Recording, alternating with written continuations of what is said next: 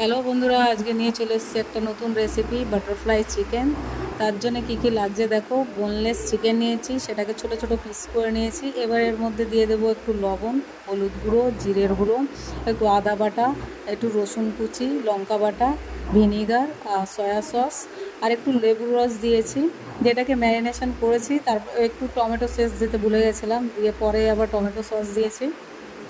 দিয়ে এটাকে ভালো করে ম্যারিনেশন করে 30 মিনিটের জন্য রেখে দেবো। এবার এদিকে একটা বড় সাইজের আলু কেটে নেবো। দেখো পাতলা পাতলা করে কেটে নিয়েছি যাতে ভাজ করতে পারি। এদিকে নেব কর্নফ্লাওয়ার, 2 চামচ কর্নফ্লাওয়ার জল দিয়ে একটু পাতলা করে গুলিয়ে নেব। ওর মধ্যে ওই আলুর যে স্লাইস করেছিলাম ওগুলোকে ডিপ করে সে ম্যারিনেশন করা মাংস ওর মাঝখানে দিয়ে টুথপিক দিয়ে ওটাকে ভালো করে আটকিয়ে দেবো। এবার এগুলোকে ডুবো তেলে ফ্রাই করে নিলেই আমাদের রেডি বাটারফ্লাই চিকেন। যদি ভিডিওটা ভালো লাগে তাহলে প্লিজ লাইক কমেন্ট করতে ভুলো না।